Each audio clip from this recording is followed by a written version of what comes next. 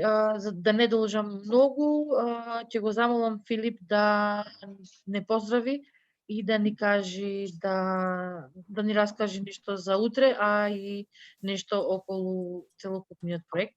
Филип, повели. Фала ти многу, Маја, за најавата. Сакал само на кратко за две работи конкретно да ве информирам. Прво, во однос на контекст на овие тренинзи кои што ги спроведува успешно Милија Контакт. На страната klimatskipромени.mk го имаме објавено годишниот тренинг план каде што спагаат и овие обуки. Може да се информирате за сите претходни обуки од до сега во 2021 и за обуките од 2020, ако сакате да ги видите кои што сме ги спровеле. Сега ќе ви го пратам линкот од климатски промени. Вака изгледа, ќе ви го покажам и вака изгледа и тренинг планот. Само момент.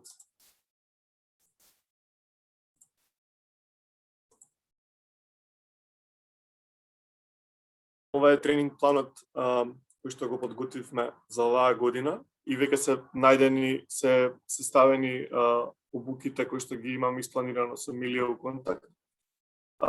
Тука може да ги најдете сите информации во врска со каков е концептот на обуките и нормално да видите каде можете да ги најдете сите информации во однос на тоа, значи дали е снимка, дали се дискусиите и резултатите кои што го произлегле од обуките. Ќе ви пратам сега уште еден линк. Тоа е за во однос на утрешниот настан, кој што почнува, кој што ќе трае 3 дена, но не последователно, односно ќе биде на 21 април, на 27 април и на 5 мај. Се вика возможно е и се однесува на климатските акции и колку може и дека треба да се охрабриме да ги постигнеме, да постигнеме уште поголеми успеси во однос на подобрување на животната средина. Ќе ви ги испратам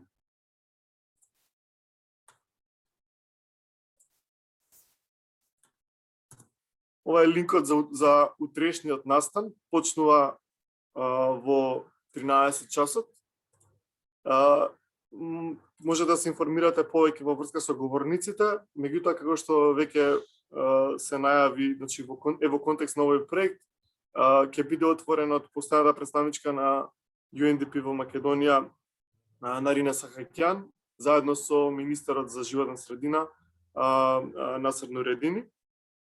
Тоа би било се од мене. Ни посакувам на сите успешна обука. Фала ти, Маја, многу. Благодарам, Филип, за информациите околу обуките, тренинзите, каде можат да ги најдат учесниците материјалите, доколку сакаат нешто плюс минус да видат што се работело и што ќе се работи допрво, а и да учествуваат во наредните обуки. Се воведовме во обуката, секако. Јас заради големината на групата која што имаме во моментот, а и заради лошиот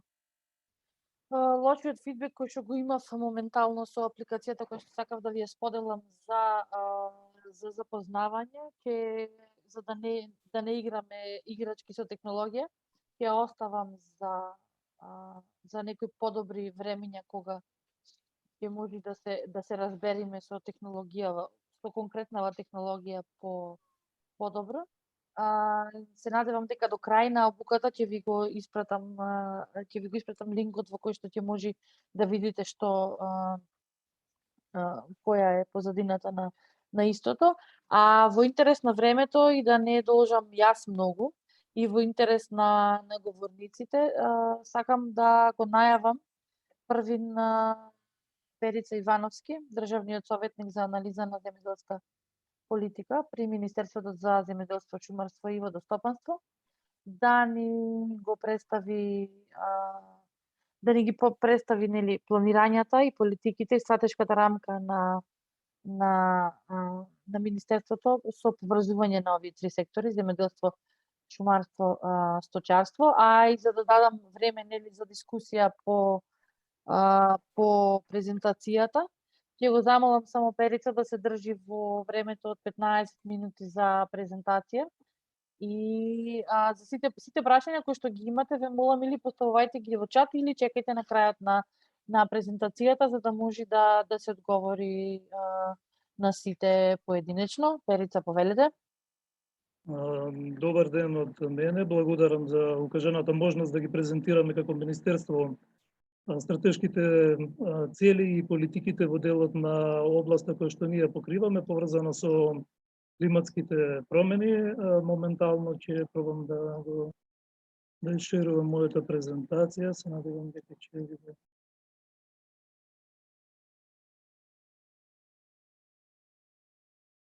Се надевам дека се е во ред, дека ја гледате. Да. Повелете.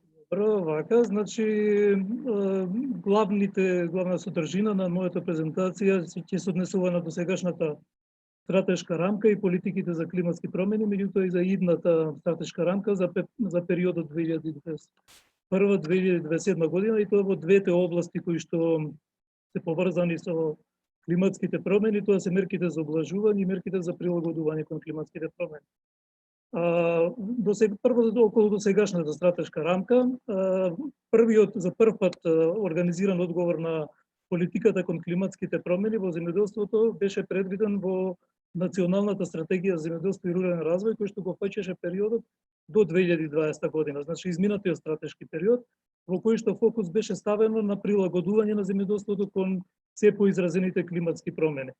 Во овој изминат период ние со USAID имавме имплементација на проект кој што ги тестираше полезните практики за адаптација на климатските промени во земјоделството, тоа во периодот 2012-2016 година, и во овој изминат период се воведени еден добар дел од овие полезни практики како редовни национални политики во програмите кои што Министерството тековно ги спроведува. И тоа националните политики за поддршка на земјоделството и руралниот развој и управувањето со природните ресурси. Поконкретно, во политиката на директни плаќања од 2013 година ние го имаме воведено системот на вкрстена соврзност, тоа се низа на поединечни барања и услови кои што земјоделците, кои што се корисници на мерките на директни плаќања, популарно наречени субвенции, треба да ги исполнуваат со цел да ги добијат субвенциите, и тие дел од нив се однесуваат и за климатските промени, се поврзани со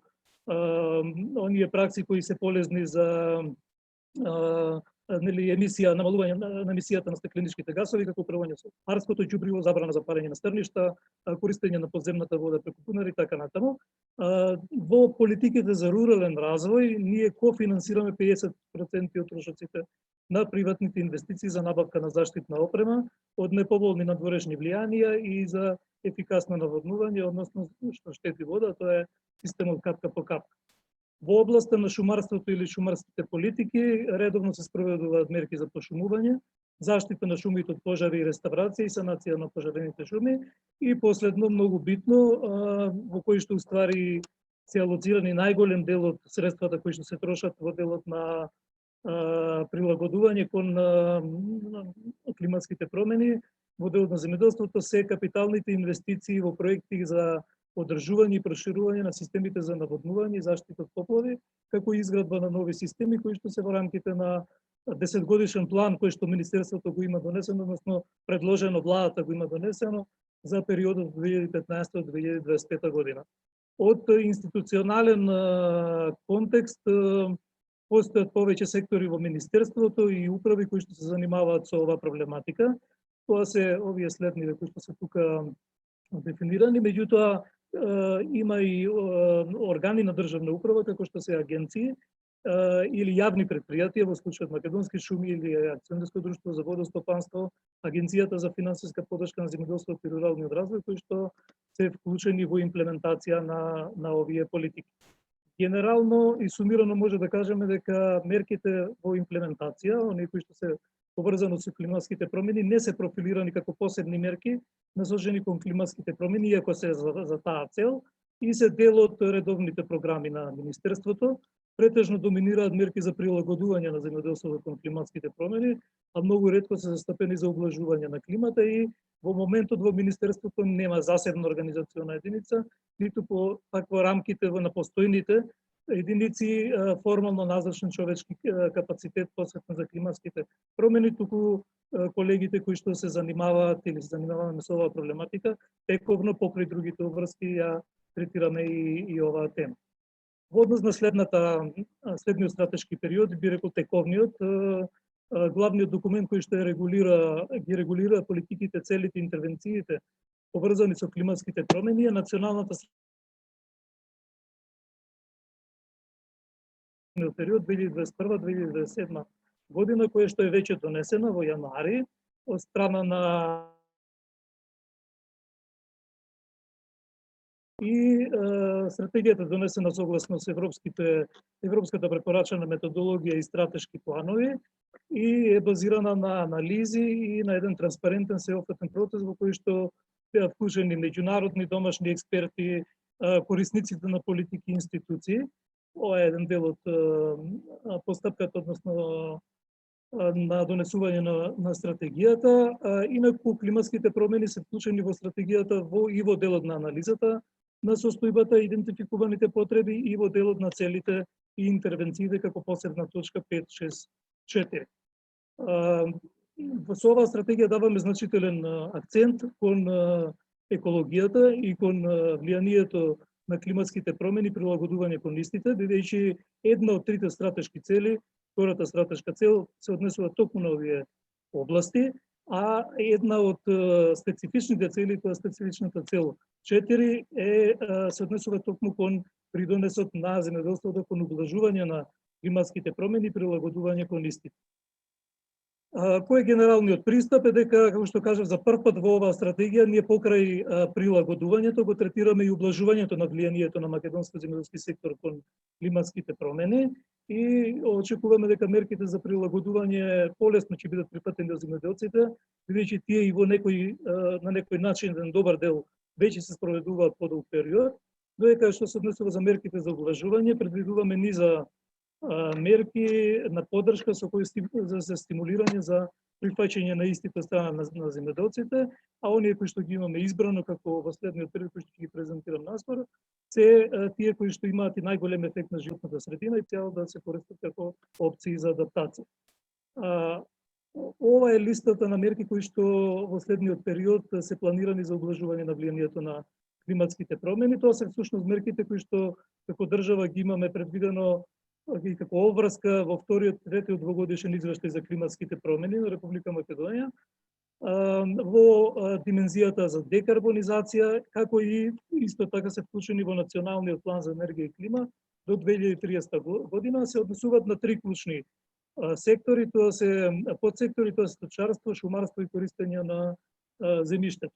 Инаку се работи за практики и мерки кои што треба да придонесат кон намалена емисија на стекленичките гасови преку подобрување на практиките за исхрана и одгледување на добитокот, управување со ѓубривото на фармите, конверзија и обработка на земјиштето, кој што ќе се намали ерозијата на почвата чрез големи органската материја и управување со ризиците поврзани со шумските пожари и последиците од истите, односно акцент се става на пошумување.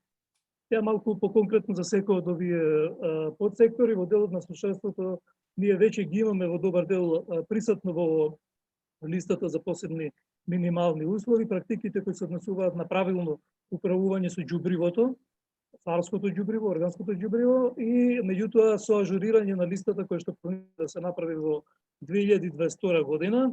Планираме и ова, меѓутоа и другите услови кои што се вклучени во оваа листа на минимални услови кои што земјоделците треба да ги исполнат, да бидат ажурирани и дополнети. Преку ИПАРТ новата програма ќе продолжи да се поддржуваат инвестициите кои што треба да го возможат нештетното и правилно управување со арското ѓубриво, а доколку апликантите приложат и елаборат за заштита на животна средина, тогаш ќе добијат и дополнително кофинансирање со зголемен интензитет во однос на основната финансиска поддршка. Тоа што го воведуваме исто така како ново во новиот ИПАРТ план кој што е во фаза на подготовка и акредитација е дека во мерката 1 планираме дека најмалку 5% од купниот број на проекти кои што ќе бидат финансирани, а тоа е најголемата мерка која што најмногу интерес земјоделците пројавуваат за овие инвестиции, дека најмалку 5% од купниот број ќе се на проекти од кои што ќе бидат финансирани по ова мерка ќе бидат проекти што се однесуваат на намалување на еквивалентите на стакленички гасови CO2. Во подсекторот за користење на земјоделското земјиште, во листата на посебни минимални услови, ќе го ја разгледаме промената на условот за орање попречно под наклонот, кај ерозивни површини и наклонот од 15% и повеќе планираме да согласно барањето од двогодишниот извештај да се намали помеѓу 5 и 15%. Затребувањето на меѓуредовото растојание кај повеќегодишните насади планираме да биде поддржано од агроеколошките мерки. Тоа се мерки кои што треба да бидат акредитирани во следниот период и да станат дел од новиот ИПАР план. Во ИПАР планот веќе се присутни инсталации, поддршка за инсталациите за фотоволтаично напојување на наводнувањето. Меѓутоа ќе направиме дополнителна анализа за подобрена апсорбција за оваа мерка. И последната мерка овде е користење на биојагленот како понор за јаглерот во земјоделското земјиште. Тоа е фаза на истражување и генерално на глобално ниво, ја планираме после 2026 година. Во подсекторот шумарство, главната цел е намалување на бројот и обемот на шумските пожари, подобрување на квалитетот на шумите преку интегрирано управување и секако пошумување. Нашата цел е намалување на просечната годишна опожарена површина за 6000 хектари, моментално изнесува некаде околу 11.000 хектари во просек. Навременото ефикасно откривање на ризиците за појава на шумските пожари е еден од приоритетите, значи превенцијата и воспоставување на заштитна инфраструктура, како и подобрување на системот на координација меѓу вклучените институции и функционалноста на постоечкиот информативен систем за рано известување. Како што спомнав, една од главните активности ќе биде зголемување на површините кои што годишно се пошумуваат. Тоа е редовна активност на Министерството и Македонски шуми, меѓутоа сакаме да ги зголемиме дополнително површините и тоа приоритетно за опожарените подраши, за нивно санирање и за оние со деградирана шума. Втората група на мерки се мерките за прилагодување кон климатските промени. Овие мерки се однесуваат на најзасегнатите подсектори од климатските промени, а тоа се овоштарството, лозарството и градинарството.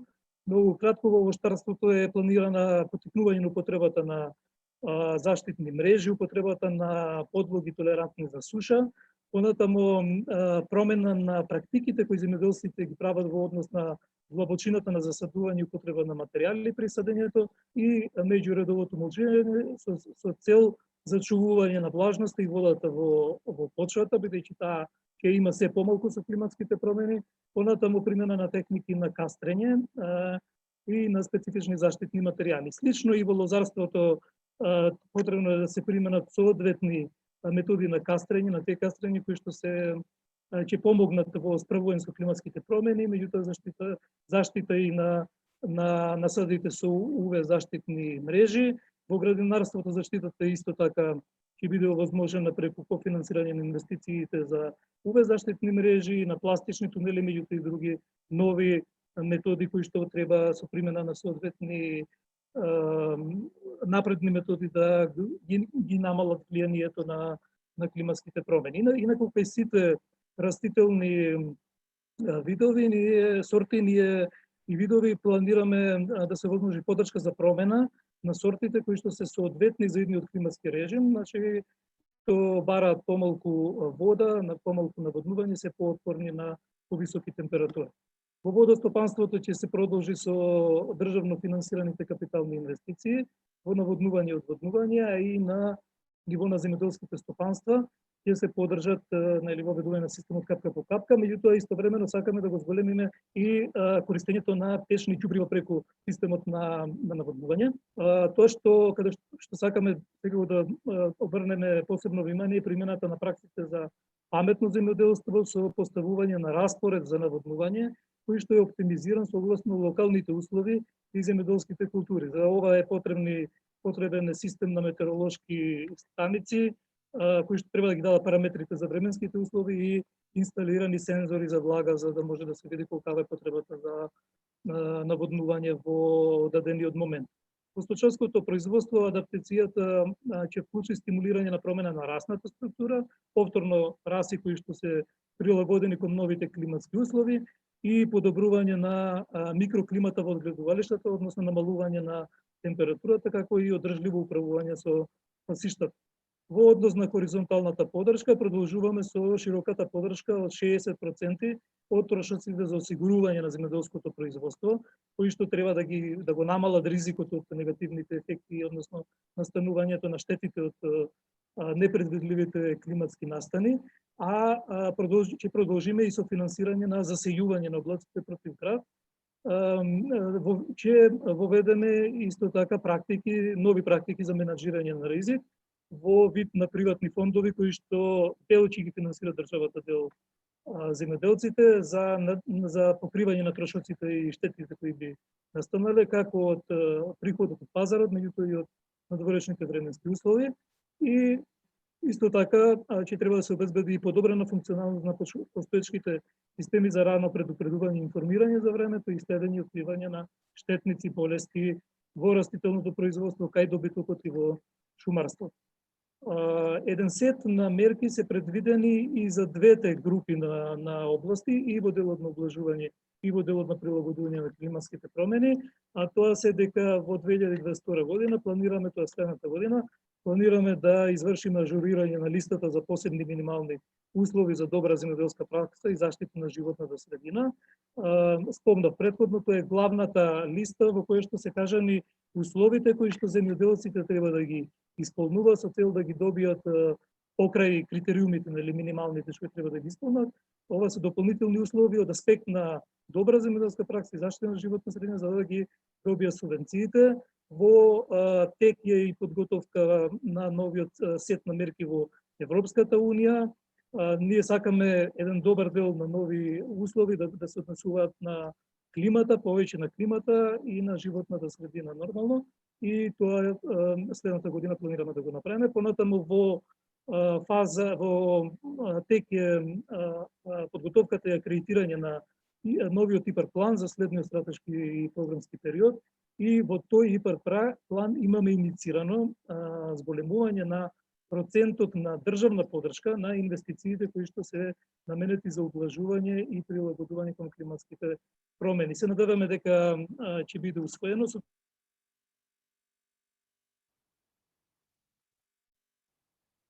така натаму и да ги применуваат овие нови методи, бидејќи поддршката за нив ќе биде подобрена. Понатаму од 2023 година тоа значи дека земјоделците кои што применуваат полезни земјоделски практики за животната средина и климата ќе добијат повисоки директни плаќања. И последното што сметам дека е многу важно, во системот за знаење и иновации во земјоделството планираме да бидат вклучени областите, активностите за климатските промени со цел промовирани следувачите на шуми и на другите учесници во нивното спроведување, и тоа преку следните инструменти: финансирање на истражувачки проекти кои што ќе бидат идентификувани како полезни и потребни, понатаму преку советодавни услуги, задолжителни обуки и на крајот воспоставување на демонстративни стопанства. Сосема на крајот што сакам да го потенцираме дека за реализирање на делот од климатските промени во националната стратегија ние имаме потреба од сериозна техничка поддршка која што во моментот не е обезбедена, имајќи предвид дека стратегијата е донесена само пред неколку месеци. Сега сме во фаза на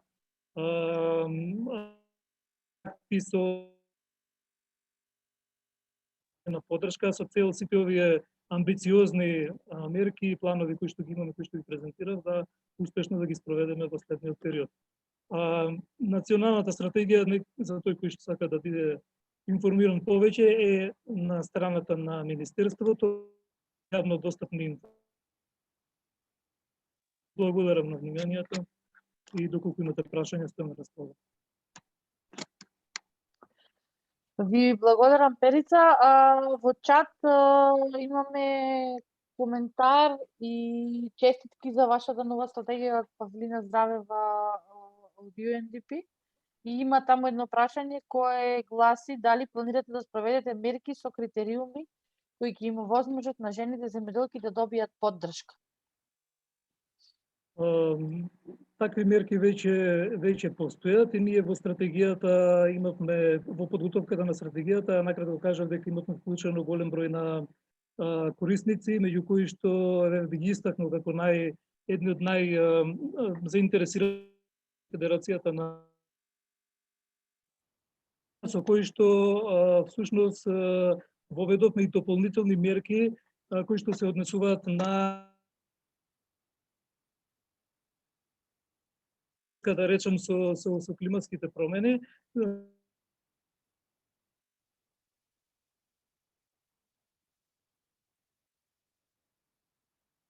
Половите, така да постоечките мерки кои што ги имаме дополнително се надоградени, да во стратегијата може да се видат деталите, не би сакал сега повеќе да одземам време, инаку се во делот на дополнителни директни плаќања, во делот на дополнителни поволни критериуми за аплицирање на жените земјоделки, има посебна мерка за финансирање на активности на жените земјоделки со кофинансирање на трошоците за нивните инвестиции и така натаму. Така да има доста мерки кои што стратегијата ги предвидува во оваа област. Ви благодарам за одговорот. Имам уште едно прашање од Мирослав Трајковски, а тоа е колку е површината на опожарени површини годишно? Да, значи спомнав, просекот е 11.000 хектари годишно, што е прилично многу, имајќи во предвид колку, да речем, е тешко и па и финансиски колку одзема подигањето на нови површини со шума. Планот е, значи индикаторот кој што сакаме да го постигнеме во следниот период со низа мерки кои што дел нели овако ги презентирав е таа површина од 11.000 хектари да биде намалена за 6.000 хектари, односно да изнесува некаде околу 5.000 хектари годишно или помалку. Меѓутоа знаеме дека добар дел зависи од влијанието и активностите на луѓето, меѓутоа дел се и од влијанието на природните фактори, така да веројатно пожарите ќе ги има, како се влошуваат климатските услови со зголемување на температурата, намалување на влажноста, меѓутоа и токму и заради тоа треба и активностите и за заштита и за превенција и за следење на пожарите, меѓутоа и за пошумувањето да бидат поинтензивни и тоа го планираме да го направиме во следниот период. Ви благодарам. Еве имаме уште едно прашање. Имам од Филип честитки ви пренесува за сработеното. Би сакал да ве замоли да објавите стратегијата во формат кој ќе биде лесен за пребарување, така што ќе може да се обезбеди синергија со сите сродни стратегии од другите министерства. Тоа е сугестија. И уште едно прашање од Виолета Димовска, а тоа е од која година ќе почне реализација на мерки за лозарство и овоштарство? Добро, овие мерки се планирани за ова, се што кажав, е планирано да се реализира до 2027 година. Значи, се зависи за кои мерки станува збор, некои мерки се веќе во фаза на имплементација од прошлиот стратешки период, например набавката, кофинансирање на набавката на заштитни UV заштитни мрежи,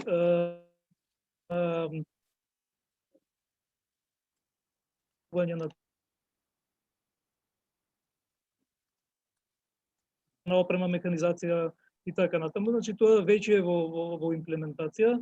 Овие кои што се дополнителни, кои што беа имплементирани, односно пилотирани преку проектот на USAID во изминатиот стратешки период, планираме постепено да ги воведуваме во следниот период, почнувајќи од 2022 година, понатаму бидејќи во оваа година, кога е донесена стратегијата, треба да се направат активностите на подготовка, за да веќе реалната имплементација започне на сите овие мерки и станат дел од програмите, уредбите, кај дел од нив тоа е малку подолготраен процес, например со ИПАРД програмата која што е во тек, спомнав, се акредитира со Европската унија, ќе одземе известно време, се сметаме дека ќе заврши тој процес до крајот на оваа година, значи некаде од 2022 година натаму постепено мерките ќе бидат имплементирани во реалност.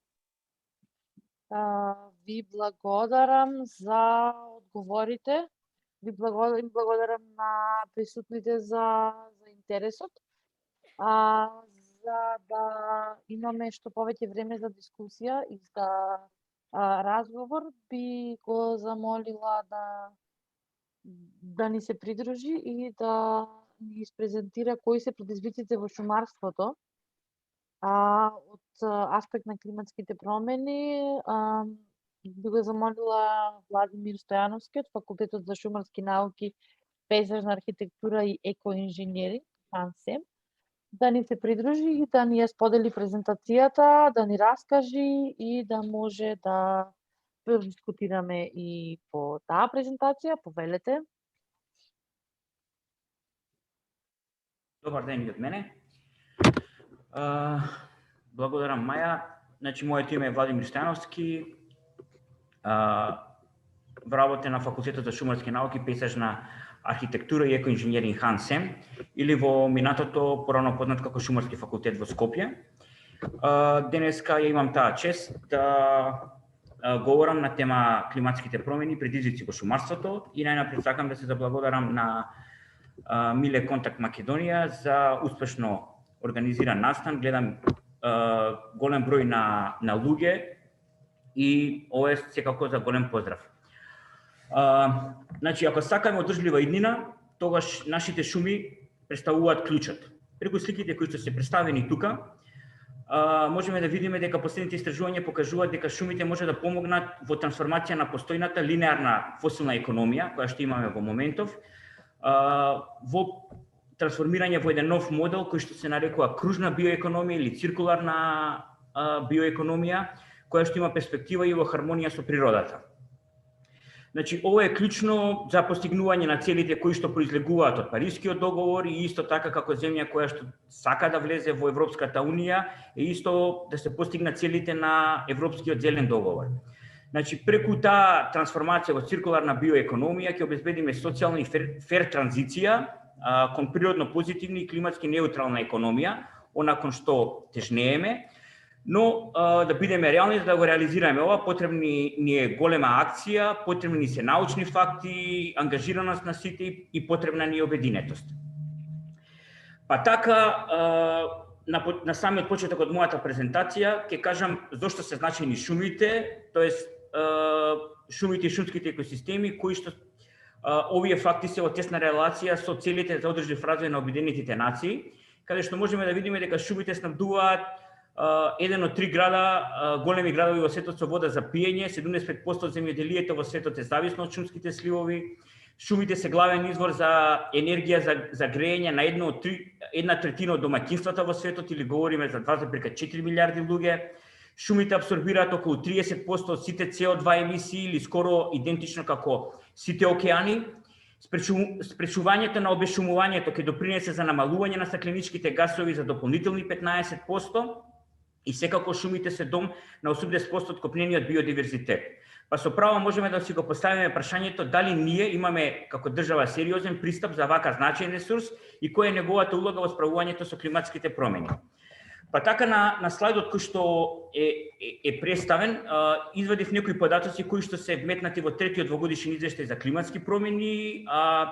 Идентичните акции се преточени и во акциониот план за енергија, каде што ние можеме да видиме дека и внимателно го слушав и колегата Николовски од Министерството, каде што наведува само 2 акции, тоа се намалување на шумските пожари и пошумувањето.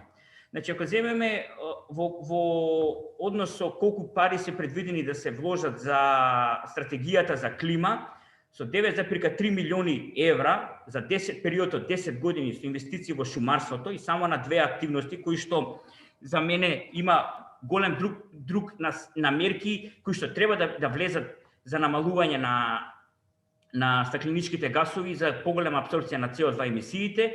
Сметам дека вакви суми се несериозни и дури смешни и нема да постигнеме никаков ефект. Исто така значајно е стрелката која што е ставена, можеме да видиме дека не се предвидени зелени работни места, меѓутоа ако земеме на едно европско ниво, каде што и приватните собственици на шуми се сметаат како приватни холдинзи, као мали микропредпријатија, кај нас имаме некаде регистрирано околу 40.000 приватни собственици на шуми, значи уште еден податок кој што кажува дека ние немаме сериозен пристап кон шумарството како еден од секторите кај што имаме понирање на емисиите и нивно заробување. Со ова можеме да кажеме дека грижата на државата не е на задоволително ниво кое што сакаме.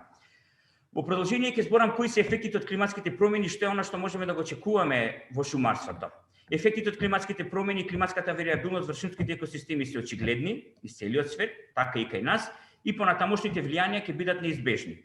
Значи, дел од овие слики кои што се представени ќе станат една реалност за нашите шуми и ние на некој начин треба да бидеме спремни кон тоа. Па така, јас издвоив група од 4 фактори кои што произлегуваат од климатските промени, а кои што директно влијаат на шумарството. Па така нив би ги категоризирало биофизички фактори, економски фактори, политички фактори, социјални фактори. Под мислење на политички фактори не мислам на политички партии, него мислам на фактори кои што произлегуваат од креирање на политики. Да разјаснам на самиот старт.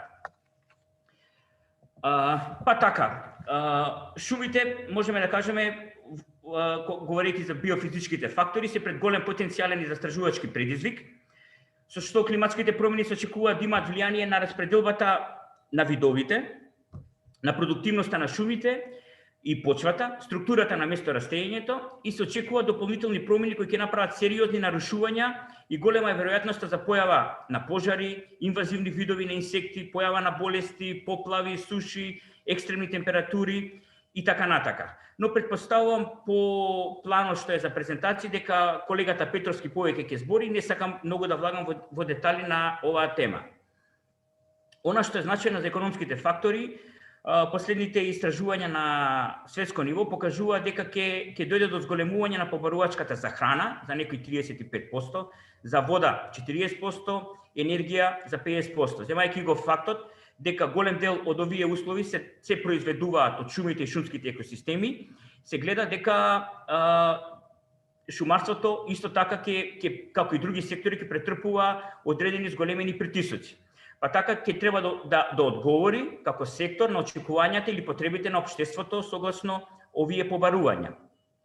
Па така прилагодувањата на климатските промени, значи зголемени трошоци проследени со дополнителни потешкоти, како да се направат тие прилагодувања, значи тоа ќе значи нови начини на менаџирање, нови начини на управување, значи ние веќе шумите нема да можеме доколку сакаме да одговориме на одредени потреби на општеството.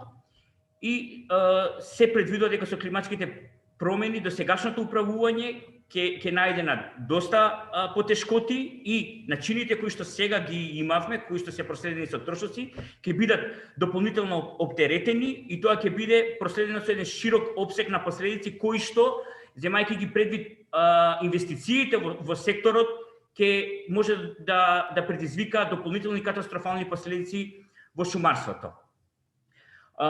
Исто така, климатските промени и природните нарушувања, како што реков, може да доведат многу од нашите шуми во состојба каде што шумата веќе нема да може да ги обезбеди екосистемските услуги што ги бараме од нив и на некој начин ќе се ориентираме или ќе мора ние да се осврнеме на одржливо стопанисување со шумите, кое што на некој начин е многу детално објаснено преку сертификационите шеми за менаџирање со шумите. Постојат во светот две, FSC и PFC. Во светот вреди да се напомене, тие се како еден начин економски фактор, кој што има влијание во менаџирањето на шумите. 16% од шумите во светот се сертифицирани. Кај нас е активна само PFC сертификационата шема, меѓутоа ако збориме за површина која што е пошумена, тоа е веќе незначително и не треба да биде земена во предвид.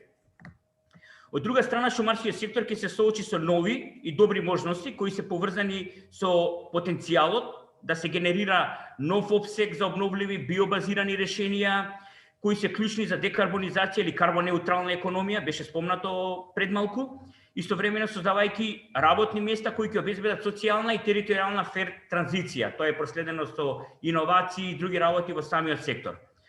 И во таа насока ние ќе треба да направиме еден стратешки документ, така наречен патоказ, roadmap, кој што ќе ни покаже во која насока ние сакаме да се движиме и така патоказот генериран од овие можности ќе укажува на неопходноста за финансирање на интегрираните мерки за адаптација и ублажување кои се потребни за да се обезбеди и да се одржи здравјето и еластичноста на македонските шуми. Она на нам што ни недостасува во овој момент е потребата од подобрување на биолошката разновидност на шумите и тоа е најважна инвестиција што можеме ние да направиме во шумарскиот сектор за да се обезбеди негова долгорочна економска отпорност. Рамките на политиките, инвестициите и управувањето со шумите треба да го признаат тоа преку развој и спроведување на синергетски политики и интегрирани пристапи кои ќе ги поврзуваат напорите за облажување и прилагодување, како и целите на биоекономијата и биодиверзитетот. Кога спомнав обединетост на самиот почеток, мислев на еден интегриран пристап, дека тоа е патот или клучот за вистинскиот предизвик со кој ќе се соочиме, а истовремено ќе добиеме зголемување на еколошката, економската, социјалната вредност на шумите. Климатските промени ја нарушуваат способноста на шумите да испорачуваат критични добри екосистемски услови. Значи, намалувањето, последиците од климатските промени нема да биде само намалување на дрвото, него тука ќе биде проследено и со намалување на количините на недрвни шумски производи, потоа количините и квалитетот на питката вода, што ќе биде на директна штета за екзистенцијата на жителите кои што живеат во близина на шумските екосистеми, во близина на шумите, како и на заедниците кои што се зависни имаат корист од шумите. Ние мора да сватиме дека не сме само одговорни за шумите, мора да сватиме дека сме одговорни за руралното население. Па така, нели секој може да кажеме дека ние секој од нас гледа на одреден начин свој прозорец на можности, window of opportunity, како што го викаат, но треба да разбереме дека последните истражувања покажуваат дека улогата, интеракцијата помеѓу шумите, водата, земјиштето и човечката популација сега е препознаена на еден посеопфатен начин, за разлика од минатото, и ова признание ги покрепува очекувањата на сите засегнати страни, на сите нас кои што сме денеска тука, во однос на способноста да бидат обезбедени научни, социјални, едукативни одговори на лицата кои што живеат во руралните делови или средини. Мораме да сватиме дека селата ни стануваат стари и тие слики секако, овие две слики што се представени тука, мене лично ми предизвикуваат една емпатија. Дека кога селата стануваат стари луѓе остануваат таму, кога луѓето умираат, значи умираат и селата и тоа ни представува еден голем проблем. Исто така во делот социјалните фактори треба да го нагласиме и еден нов феномен кој што последно време е доста присутен кај нас во Македонија, а поизразен е сега и со новава ситуација со пандемијата, тоа е рекреацијата и пешачењето, каде се поголем број на луѓе своето слободно време гледа да го поминат во шумите, на планини и така натака, што уште на еден начин ја покажува потребата на општеството кон шумите и шумарството. Па така, на крај ќе се осврнам со неколку слајда за заклучоците, а тоа дека активностите по шумување и заштита од пожари се премалку за овој комплексен проблем, како што кажав на почетокот. Она што ни е потребно и што треба да биде вметнато во некои идни планови, стратегии и така натака, е тоа обуки и добри пракси за облажување и прилагодување на шумите кон климатски промени, постепена конверзија на нискостеблени и деградирани шуми во повисок ранг, тука се мисли нискостеблени во високостеблени шуми, со самата конверзија на тоа имаме поголемо заробување на CO2, а исто така вреди да се напомени дека, како што кажав и претходно, селата ни умираат и голем број на ниви, ливади и така натака се преминуваат во низок степен на шума, некоја шикара, макија и така натака, која што треба да биде преведена во поголема форма, доколку сакаме да имаме поголемо заробување на CO2 емисиите. Исто така, треба отворено, директно и без срамење да збориме за компензација на трошоците за управување со шумите, за облажување на климатските промени. Кои се тие? Реков дека има нови побарувања за менаџерите, за јавното претпријатие Национални шуми, за приватните сопственици. Значи треба да збориме за CO2 кредити, да збориме за зелен данок, за развој на друг сет на финансиски инструменти кои што ќе бидат достапни на управителите на шумите да ги управуваат своите шуми согласно потребите, барањата за намалување на стакленичките гасови, за робување на CO2 и за таа сметка тие да бидат компензирани. Треба да збориме за нови регулациони инструменти, нови правилници, бидејќи ќе се бараат нови начини на управување. Исто така вреди да кажеме дека обешумувањето во комбинација со климатските промени ќе биде најголем двигател на загубите по шумските екосистеми. Илегалната сеча представува голем проблем кај нас. Треба да работиме на намалување на степенот или процентот на илегална сеча, бидејќи илегалната сеча забрзува фрагментацијата на шумата, која е препратена и со други закани, пожари, инвазивни видови и така натака. Треба да збориме за зголемување на површината на сертифицираните шуми, да збориме за заштита и промоција на десвените шуми или прашумите. Факт е дека немаме голем процент кај нас, меѓутоа имаме друг термин кој што се користи како шуми од висока вредност, каде што имаме добар биодиверзитет и треба да работиме на нивна промоција и заштита. Треба да збориме на промовирање на алатки за мониторинг и remote land use. Како што кажа, вредноста на шумите мора да биде вклучена во секторските планови и практики во другите сектори, енергија, транспорт, дека, како што кажа колегата Николовски, кога изгори шумата, не се зема предвид дека 30-40 години тука луѓе работеле прво да се пошуми, да се уреди и така натака, и сега во еден момент сето тоа 30 години инвестирање во таа шума пропаѓа во вода, а ние на крај само ја пресметуваме преку одредена количина на дрвна маса. Значи вредноста на шумите мора да биде на еден соодветен начин пресметана. И исто така, она што треба ние да работиме е јавниот сектор и заедницата во заедничко и домакинско управување со шумарските ресурси во настока на убlažување на климатските промени, да разбереме улогата на шумарството во зачувување и заштитата на биолошката разновидност, да збориме шумите како заробувачи на CO2 и кои се меѓународните импликации при тргување со CO2 и побарувањето од Парискиот договор, шумите како места за рекреација, вклучувајќи екотуризам, да направиме партнерства, тоа се вика во теоријата Сабато триаголни, каде што државниот, приватниот сектор, академијата, науката ќе бидат во една целина, во еден триаголник кои што ќе соработуваат, ќе бидат партнери во истражувањето, управувањето и облажувањето на последиците од климатските пораки.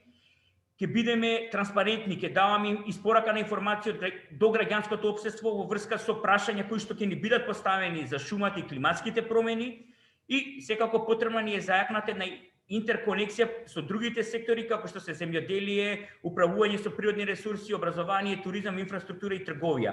Значи на нас ни треба една детална стратегија и она што вреди, што сакам да заклучам мојата презентација, дека често пат имаме одлични стратегии, меѓутоа она што ни недостасува дека без разлика колку и да ни се добри стратегиите, повремено ние секогаш треба да погледнеме во резултатите и да видиме дали дали сме го добиле она што сме го посакувале на самиот почеток.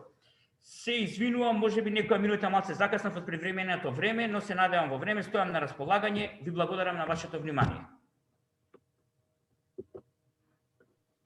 Ви благодарам, Владимир, на истинната презентација и на запознавањето до негде во детали со кои се предизвиците во шумарството и што не чека да оправа и кои се работи треба да се земаат предвид во креирање на нови стратегии, во имплементација на активности во кои, значи, во каков тек треба да ни се движат мислите во иднина, кога ги земаме предвид шумите и шумарството како еден од секторите кои што се неизбежни, што мора да се вклучат во сите планирања и стратегии. Јас сега ќе ве замолам, доколку имате прашања за Владимир, да ги поставите во чат или да се јавите за збор, сеедно.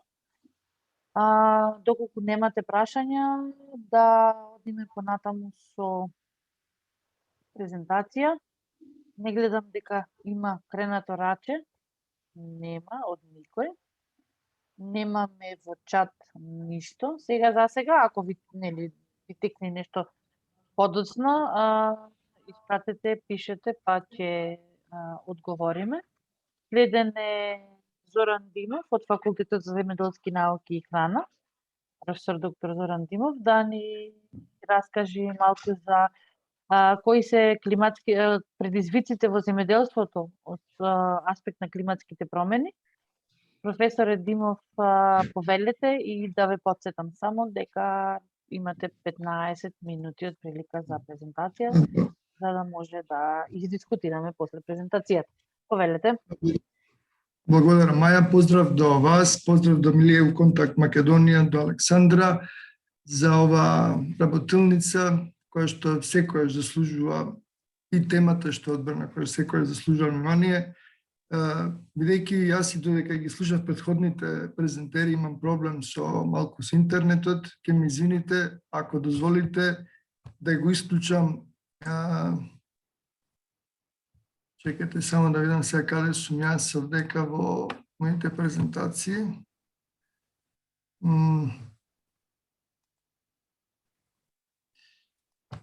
Ја не сум користел ова, пошто преку Microsoft Teams одиме секогаш. За да е полесно, отворете презентацијата која што ви е на екран и долу, овде долу ете, добро, имате screen share и сега треба да ја отворите презентацијата кај да ви е. А мене ми е на десктоп сега, затоа викам не сум го користел ова платформа. Затворете го тој прозор, ете така, или минимизирајте го. И ете така, и уште еднаш, и ете презентацијата. Се гледа сега? Да, само да ја зголемите на ова добро.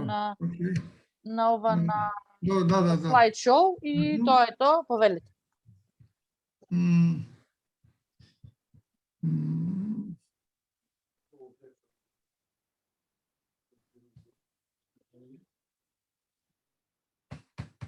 Не ми дава.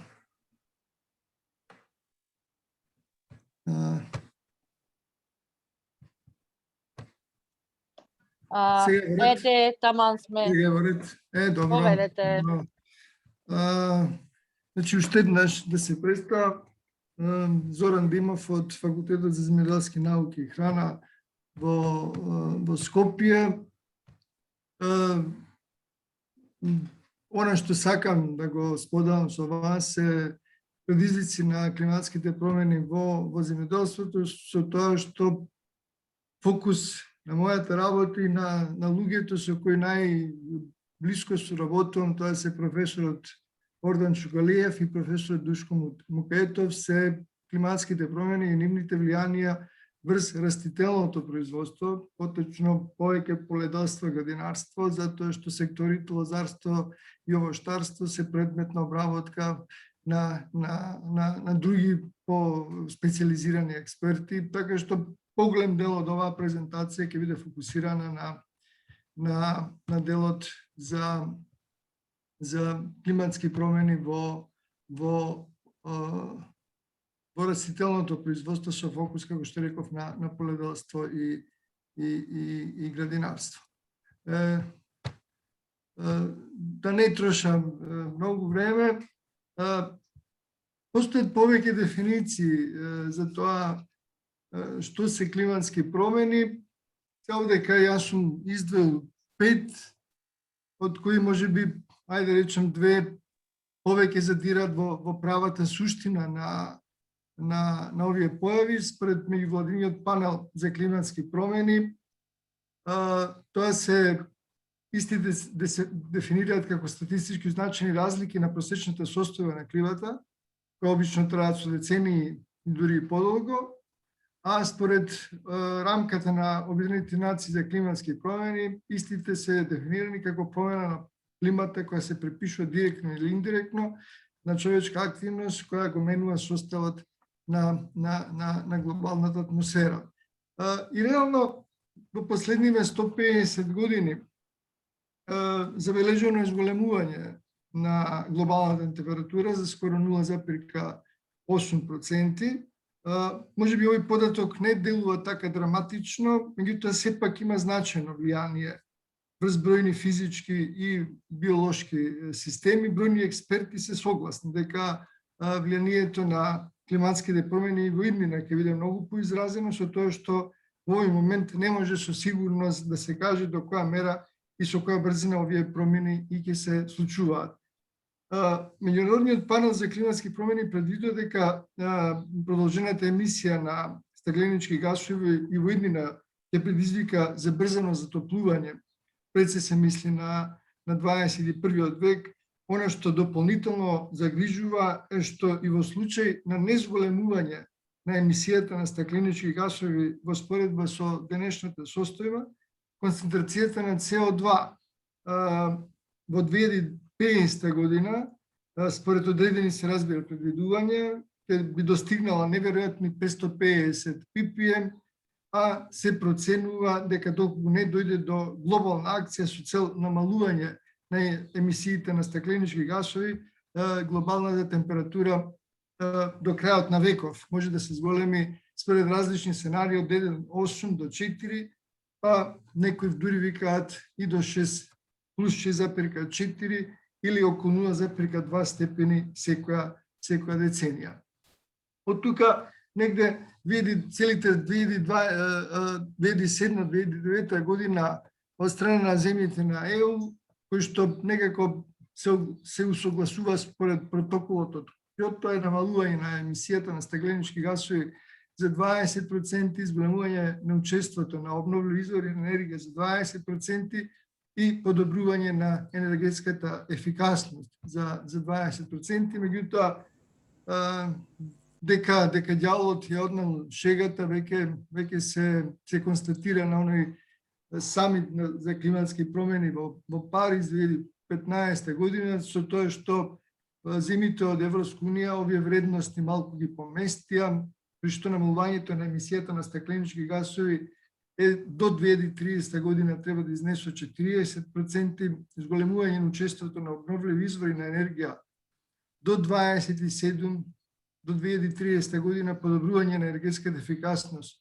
25% до 2030 година, се ограничува порастот на просечна температура на помалку од 2 степени Целзиусови, а на овој самит Соединените Американски држави, иако не беа подписници на протоколот од Кјото, се обврза да извршат намалување на емисијата на стакленички гасови од 25 до 27% до 2030 година.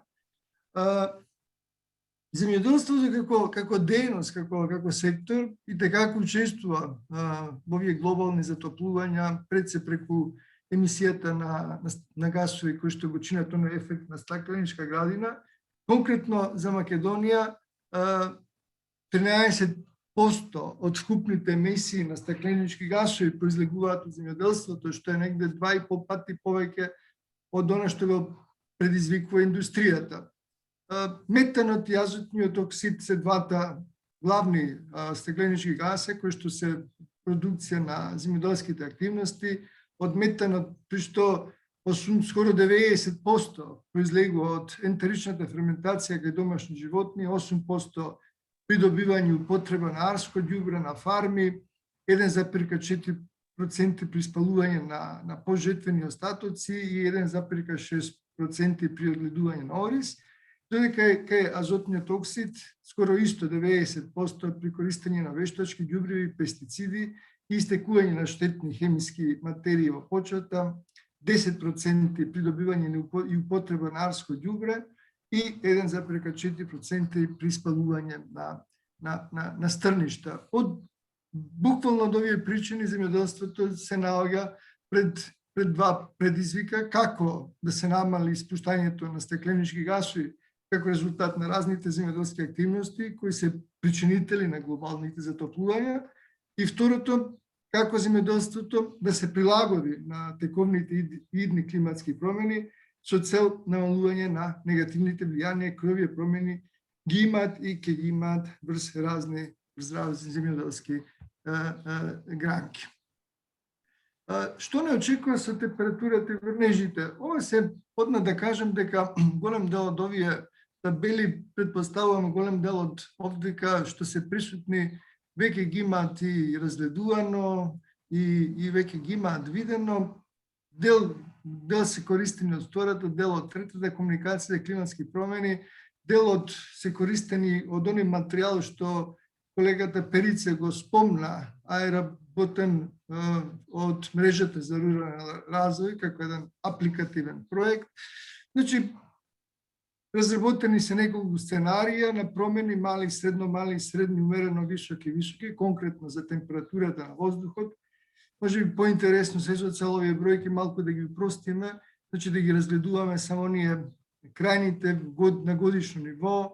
При малите промени просечната температура, јас се не можам да видам, бидејќи има уклучено со видео линкови некои од присутните од 0,8 до 1,6 2075 година, веќе кај високите сценарија од 1,6, 5,3, односно повеќе. Или само ако се анализирате овие промени на средно ниво, кај температурата на воздухот. Значи, оно што може да се види, веројатно дека ќе има постојано зголемување на температурата во периодот помеѓу 2025 и 2100 година, во споредба со периодот помеѓу 1961 и 90 како референтен период, предвидените промени за периодот 25-2100 година ќе бидат најинтензивни во најтоплиот период од годината, при што летата ќе бидат се потопли и ќе има зголемено покачување на температурата. Гледате негде јули, август за плюс 6 степени Целзиусови, просечно средна температура, и температурата на воздухот исто така се очекува да се зголеми, иако со помал интензитет и во најстудениот период во годината. Нешто слично како анализа е работено и за промени во врнежите со неколку сценарија, мали, умерено мали, средно, умерено големи и големи, и гледате дека секаде буквално, почнувајќи од горе се месеците, декември, јануар, февруари, така натаму, значи секаде имаме намалување на количината на врнежите, како на месечно, така и на годишно ниво. Повторно, се со цел да упростам целата ова работа и овој низа од бројки, земено сценариото А2, односно средното сценарио, веднаш може да се види дека во сите години, значи 2025-2100 година, постои максимално намалување на врнежите во лето, пред се јуни, јули и август. Само во февруари за 2025 година постои благо зголемување на врнежите, зависно од годината, скоро за 3%. Интензитетот на промени е најголем, значи во топлиот период на годината, јули и август, може да достигне и до минус 80%, што значи дека во овие месеци може и да нема врнежи, а помалку интензивни намалување на врнежите се очекуваат во студениот дел од годината.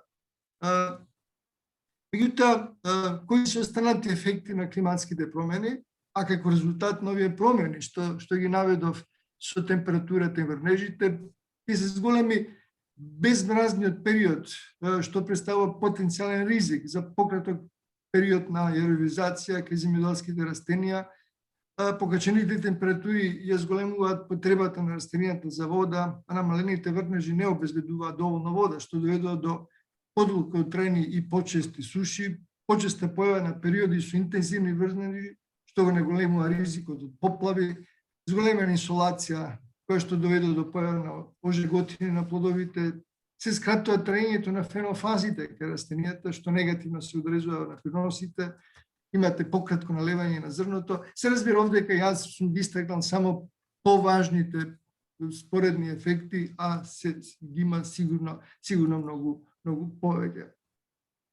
Според втората комуникација за климатски промени, а како резултат на оние предвидувања што се правени периодот 2025-20100 година, во Македонија се утврдени 3 региони според степенот на ранливост.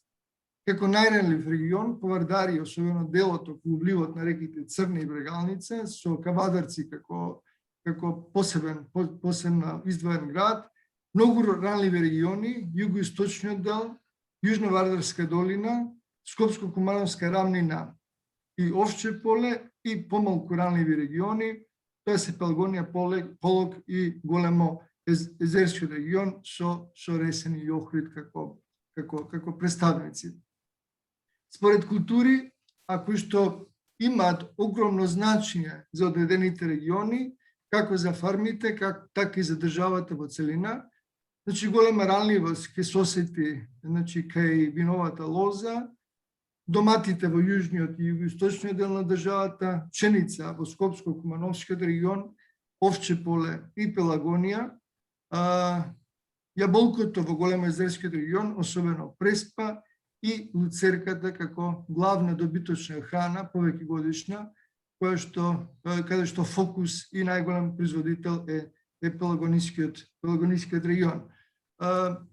Големи поместувања ќе има во нивото на производство, односно продукцијата, намалување на приносот во проценти без адаптација, значи грозјето од 46 од над 50% 2025-20100 година, доматите Гевгелија Струмица од 75 до 84, односно 82%, пшеницата од 14 до 25%, независно дали се работи за Штип или Скопје, кај луцерката исто така имаме големи осцилации од аспект на намалување на принос.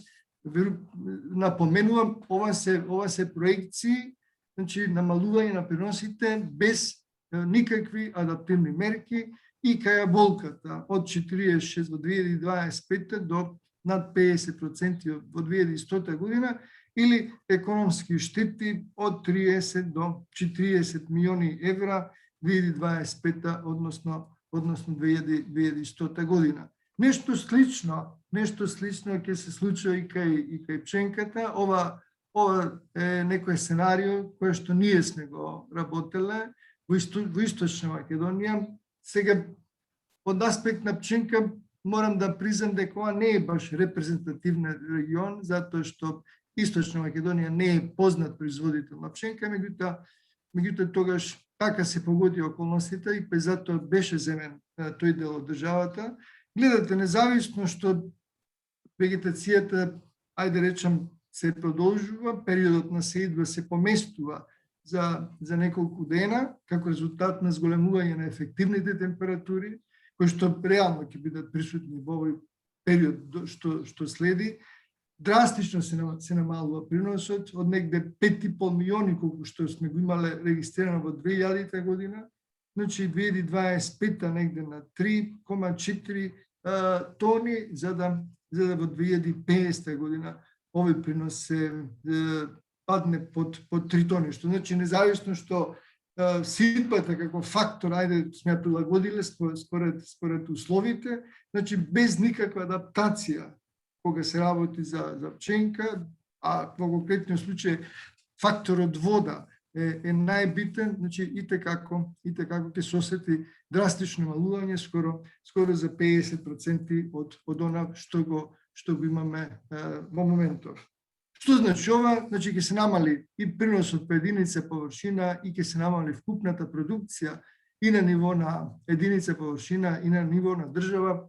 Дали Македонија може да обезбеди повеќе површини? Па не може. Верувајте, ние кубуриме со обработливо земјиште, негде од година во година тие вредности се поместуваат, меѓутоа обично изнесуваат околу 400-420 илјади хектари,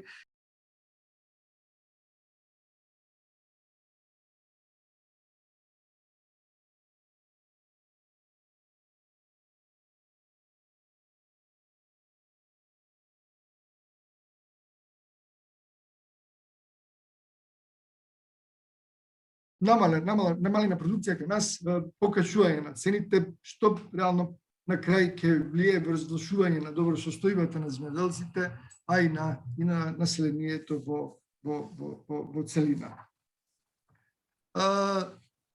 Како резултат на овие прикажани трендови од проекциите на климата до крајот на 2100 година, извршивме една процена од значајноста на ризиците од климатските влијанија во земјоделството, вклучувајќи ја и оцената од ургентност во донесување на одлуки за примена на мерки на адаптација, листата на влијанија на ранливост во земјоделството од климатските промени се базира на досега изготвени документации, односно комуникации, моделирања и зависности од приносот од климатските промени, значи како фактори земена суша, ниски температури во зима, недостиг на вода, доцни пролетни мразеви, поплави, ерозија, високи температури и обилни дождови, односно град. Сето тоа од ова може да се укажува дека добиените резултати, дека сите параметри неопходно за правилно земјоделско производство се менуваат во правец на создавање неповолни услови за земјоделското производство. Најважните фактори кои предизвикуваат ограничување се дефицитот на вода, аридноста и појавата на суша. Сето тоа ќе има последици врз растителното производство од аспект на скратен период на вегетација кај земјоделски култури, пролонгирана жетва, односно берба на плодови заради обилни врнежи, намален принос, појава на нови болести, пораст и осетливост на штетници и се разбира други влијанија кои што итекако треба по некои дополнителни истражувања да бидат испитувани. Мерките на адаптација обично различни сценарија нудат различни мерки. Ние според Светска банка постојат 4 мерки: инфраструктурни, програмски адаптации, агротехнички мерки и мерки на индиректна адаптација. Првите може се тешки за спроведување, се тешки, потешки, доста поскапи, во себе вклучуваат подобрување на инфраструктурата во земјоделскиот сектор, вклучително и водостопанската инфраструктура. Програмски адаптации се по насока на зајакнување на сегашните програми и креирање на нови. Можеби за ова презентација можеби најелаборирани ќе видат агротехничките мерки, она мерки што се практикуваат на ниво на фарма и кои што многу од фармерите, ајде да речем овие што се понапредни, поедуцирани, или ги пременували порано, а и сега активно ги пременуваат, и мерки четвртите на индиректна адаптација. Тоа не се директни мерки во земјоделскиот сектор, но во крајна линија од нив ќе профитира земјоделскиот сектор. Овдека е дадена една сет на мерки од добрата земјоделска пракса, кои што реално итекако влијаат врз намалување, убlažување на климатските промени, а подобрување на добросостојбата на растителното производство од аспект на остварување на повисок принос. Може би, еве јас само ќе ги наведам ова што е од левата страна: плодоред, обработка на почва, избор на сорта, сеидба, исхрана на растенија, контрола на плевели и штетници, наводнување и одводнување и жетва. Сите тие, значи од плодоредот да се избере најпогодна предкултура и избегнување на монокултурно одледување, обработка на почвата, да секојаш да се пристапи со зарување на пожетвени остатоци на времена обработка и на времена дополнителна предсидбена обработка и култивирање, секојаш да се користи сертифициран семенски материјал, да се користат сорти кои што се прилагодливи кон климатски услови и да се изврши диверсификација на производството таму каде што треба, значи да се изврши инокулација на семе, сидбата да биде на време и на правилна длабочина, да се подеси густината, односно слопот на сеидба според климатските услови.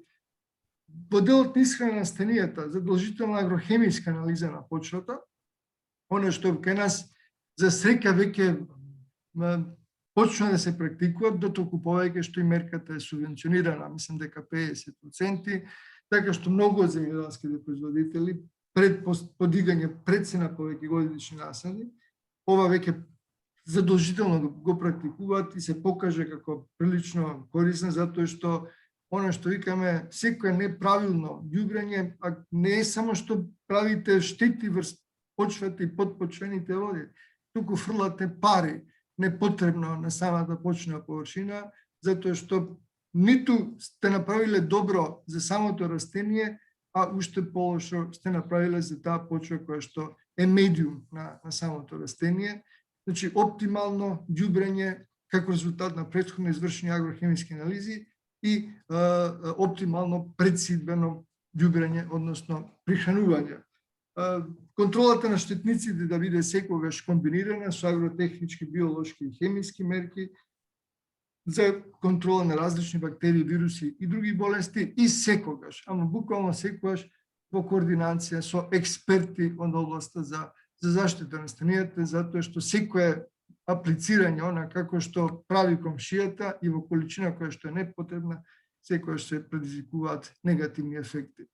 Наводнувањето сигурно, значи недостигот на вода, односно наводнување сигурно ќе биде една од главните агротехнички мерки, значи да се наводнува според потребите на растенијата со соодветна заливна норма, таму каде што е можно да се употреби капкова наводнување или употреба на микроспринклери, редовно одржување на каналите и системите за наводнување и одводнување и на крај да се изврши правилна и навремена жетва. Од алтернативните агротехнички мерки, значи, оно што, велам, се применува, а дава многу позитивни ефекти, тоа е конзервацијската обработка на почвата, мулчирањето како мерка, употребата на покровни култури, дел од ова беа споменати во воведно предавање од колегата од Министерство, здружени посеви, одведување на 2 или повеќе култури, интродукција, односно диверсификација. Ова е веќе мерка која што се повеќе зима на значење, затоа што станува интересна за самите производители, а тоа е селекција и користење на локални адаптирани популации стари сорти и воедување на растенија кои досега не се одведувани и агрошумарство, одведување на култури меѓу проредени шумски видови, мерка која што во европски, па и во светски рамки зема се поголемо значење.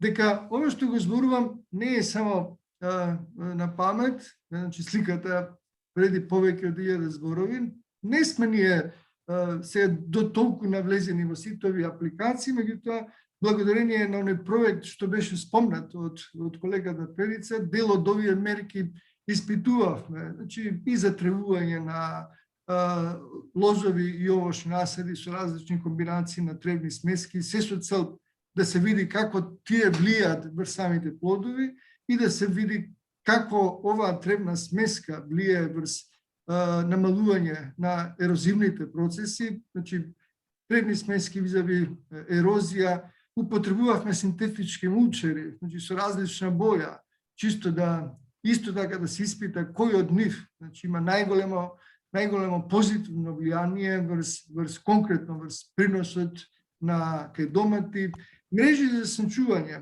значи комбинација на различни мрежи со различна боја, сето тоа беше лоцирано во Струмичкиот регион. За жал, велам, за вакви испитувања, независно што оној проект што беше спомнат, мислам дека беше 4 години, опитите што ги практикувавме беа 2 години, не се краток период, меѓутоа па не се ни долг период, ако сакаме да имаме многу порелевантни резултати и тие резултати понатака стварно со полна сигурност да ги препорачуваме кај директните земјоделски производители, затоа што еден голем процент, можеби поголем од нив, се уште се скептични кога станува збор за имплементирање на нешто ново.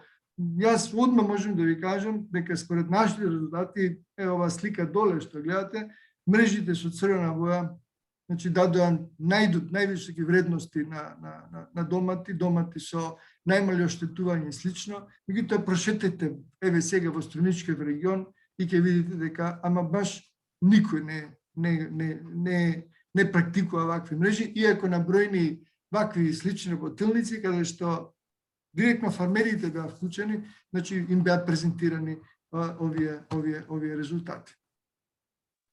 Водата секако ќе биде голем ограничувачки фактор. Само за потребите на производство на житни култури на годишно ниво се трошат негде 500 милиарди метри кубни вода, што е огромно. Извинувам, само да ве подсетам малку да забрзате, затоа што многу влеговме во... Готово, добро. Тогаш да привршувам. Значи, знаеме дека климатските промени постојат и дека тие се негативно ќе се одржат врз земјоделството. Ова се некои податоци што ги знаеме. Меѓутоа многу работи не знаеме и мора да испитуваме. Колку вода ни е потребно за да се носиме со предизвикот на климатските промени. Каде ни е потребна таа вода? Каде да имаме достапно, каде да немаме? Утврдени ли се промени во траењето на фазите на развој кај кои култури и колку? Се променија ли приносите резултат на климатските промени? Колку и каде? Кои се тие нови болести и штетници? Како да се справиме со нив и каде се? Како да ги мотивираме земјоделските производители да се прилагодат? И многу друго пред сега резултат на недостапноста на податоци потребни за посериозни научни истражувања. И да завршам, ајде малку позитивно. Значи, што ќе му оставиме на едните генерации, со ова заврши Жан-Клод Јункер на самитот во Париз. Климатските промени ја менуваат нашата планета и го продлабочуваат секој вид на нестабилност со кој се соочуваме. На едните генерации не можеме да им кажеме дека не сме свесни за овие промени. Свесни сме за ризикот со кој ќе бидеме сочени во иднина, за заканите, знаеме за последиците и можеме да ги спречиме. Јас се извинувам, Маја, и благодарам за вниманието. Се што треба, стојам на располагање или преку мејл или сега директно за директна комуникација. Ви благодарам, професоре, за презентацијата. Одиме како до сега, така и од сега. Доколку некој има нешто да праша, нека праша на чат или нека да ни кажи да се уклучи. Некој сецка, не знам кој. Добро. Во ред. Продолжуваме тогаш. Има некој кој што е уклучен и не може да викне микрофонот. Ве молам да сите да сте на мјут за да не се мешаме. Ви благодарам. Одлично. Продолжуваме понатаму. Во моментов имаме по агенда мала пауза за да може да ни легни сето ова кое што досега го слушнавме. Паузата е во стил на МКМ секогаш со господарот на прашлените да се размрдаме малку и да ни прострои крвта. Бобан Овели. Маја, кај мене гледам црно се и за професорот Не, сега затоа што се уште е скриншерот уклучен на професорот, треба да го исклучиме. И има некој кој што е уклучен со... Не, јас што треба да го направам или вие сега? Да, стоп шер долу на зеленото. Добро. Ете така. Добро. Ала, ете, готови. Јас извинувам. Нема гајле. Бобан, можеш да почнеш, ама први unmute направи. Фала. И некако да не... Како беше да не спакуваш во 10 минути? Благодариме. Јас секогаш ќе ве спакувам во 10 минути. Само за ваше добро, јас сум Бобан, некој ме знач, мислам.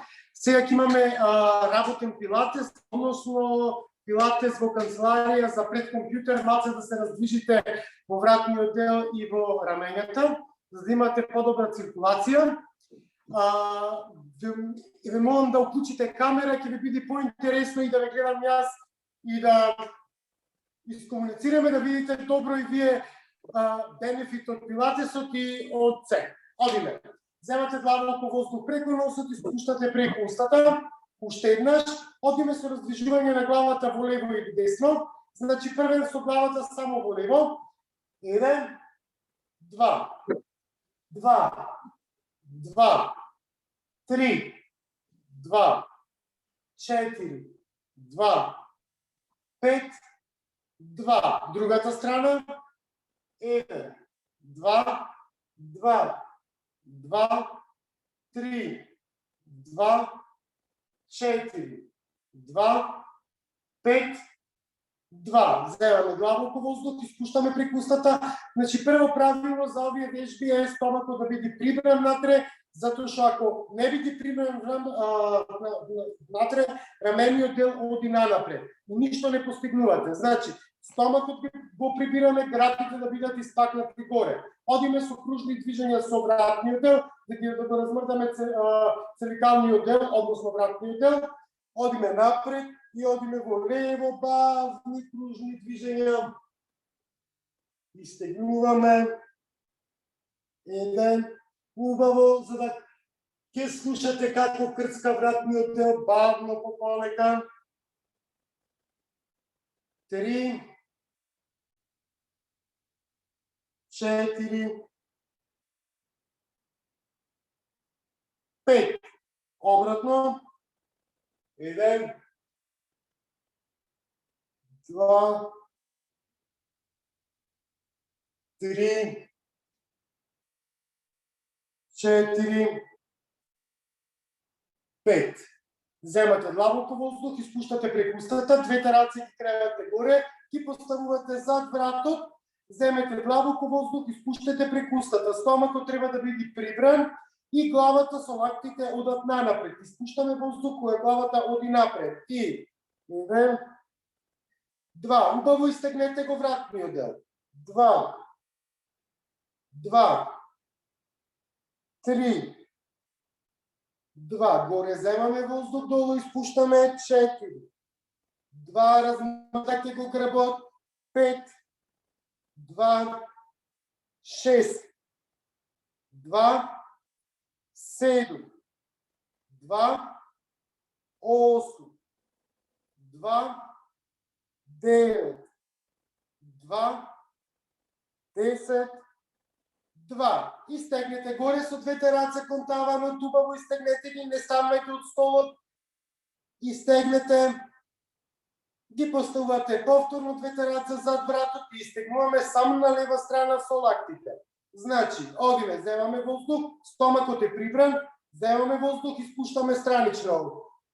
1, 2, 2, 2, 3, 2, 4, 2, 5, 2, 6, 2, 7, 2, 8, 2. Другата страна. 1. Убаво изтегнете 2.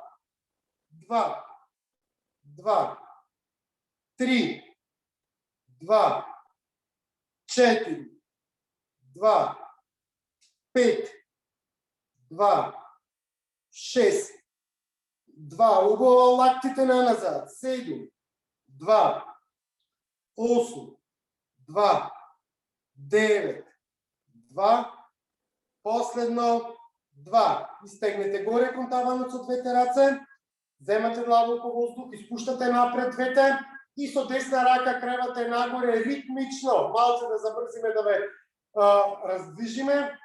1, 2, 3, 4, 5, 6, 7, 8, 9, 10. Стомакот прибран. И мислам дека е Лидија. 1, 2, 3, 4, 5, 6, 7, 8, 9, 10. Двете раце. 1, 2, 3, 4, 5, 6, 7, 8, 9, 10. Спуштаме долу, земаме длабоко воздух и спуштаме преку устата и одиме со кружни движења со рамената, да направиме циркулација во рамената и во лопатките. Значи, не овака, значи убаво назад, со испакнување на грабите. И 1, 2, 3, 4, 5, одиме од другата страна, обратно, 1, 2, 3, 4, 5. Земаме длабоко воздух и спуштаме преку устата. Уште еднаш, десна рака кренете горе, за душето и стегнуваме глава во десно. Значи, нема истегнување ова се рамо, туку фатете лева рака столот, фатете си го долу, да не се поместувате само со главата. 1, 2, 2, 2, 3, 2, 4, 2, 5, 2. Сменете рака. И 1, 2, 2, 2, 3, 2, 4, 2, 5, 2. Земете длабоко воздух, испуштете преку устата, одиме со триење на двете раце. Значи, овие вежби се стабилизација на притисоците, на крвниот притисок, ако е висок да се спушти, ако е низок да се крени. Суво миење на рацете, убаво истриете ги, му дава поголема циркулација на телото, раздвижување, главоболката се намалува и стресуваме двете раце. Двете раце ги фаќаме назад во оваа положба. Седнете си, значи не станете, седнете си на столот, главата исправени во грбот, само истегнете наназад колку што можете да осетите на топлина во ребетниот столб и во лопатките и главата оди нанапред, оди назад, убаво истегнете, пуштаме, земете длабоко воздух, испуштаме преку устата, уште еднаш истресете ги двете раце. Сега, кренете ги горе двете раце, бавно по полека, странично ги пуштаме двете и одиме нанапред. Ги носиме двете лакти до грабите во оваа положба, дланките ги спуштаме долу и повторно креваме пак горе да се стегнеме. 1, 2, 2, 2, 3, 2, 4, 2, 5, 2, 6, 2, 7, 2, последно 2. Убаво истегни горе кон таванот, земете длабоко воздух, испуштете преку устата и спуштете ги долу двете раце на колена. На здравие да ви се вежбите. Мислам дека малце ве раздвижив и од трите презентации или две колку беа, мислам, се раздвиживте пред компјутер. Фала. Маја, повели.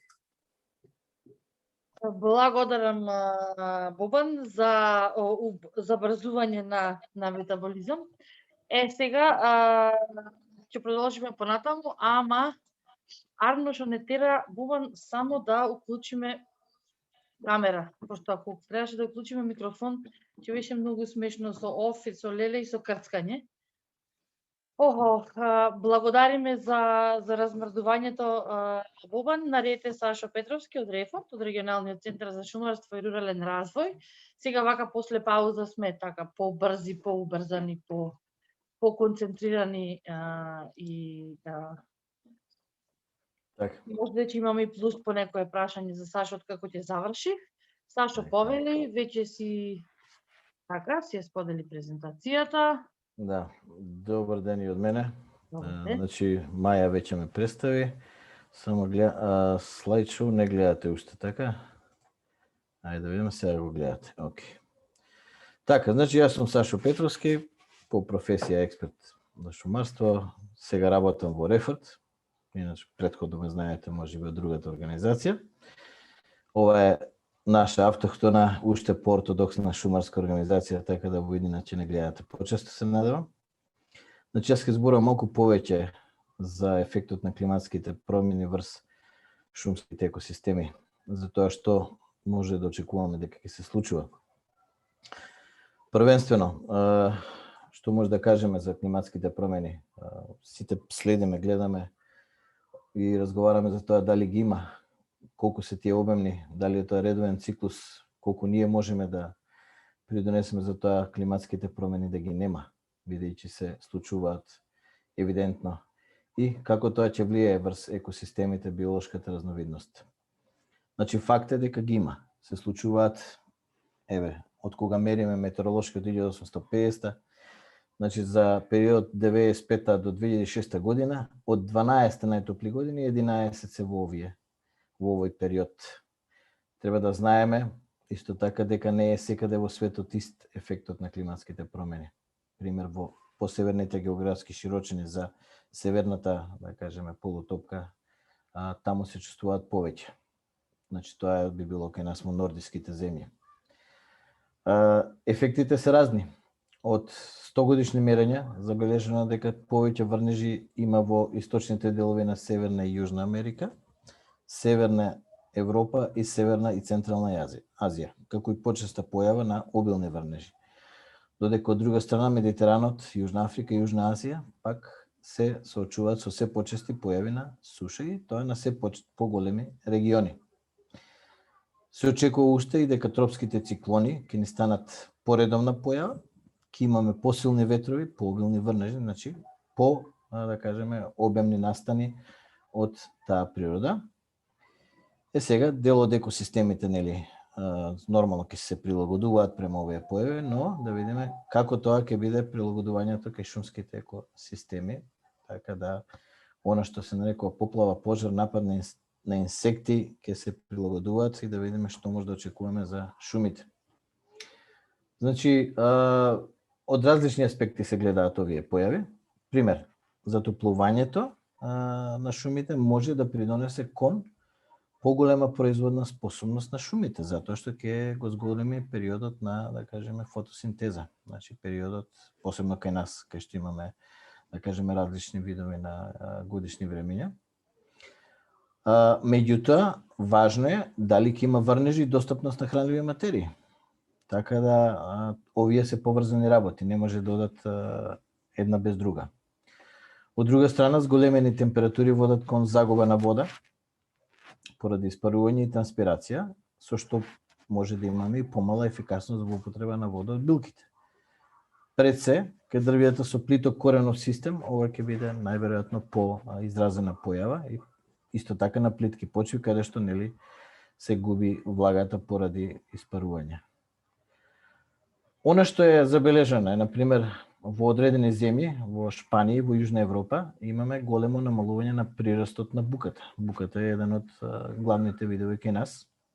И тоа во долните граници од буковиот појас. Значи, вертикално кога гледаме во буковиот појас, ако се почнува некаде, да кажеме, на 900 метри надморска височина кај нас, тогаш веќе тоа ќе биде евидентна појава на помал прираст кај буката.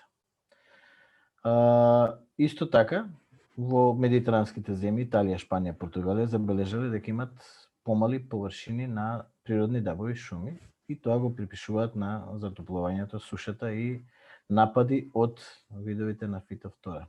Тоа се паразити на шумските видови. Од другата страна, пак ќе кажам, зголемувањето на CO2 во атмосферата дава простор за зголемена фотосинтеза, се додека има вода и хранливи материи ќе потенцираме.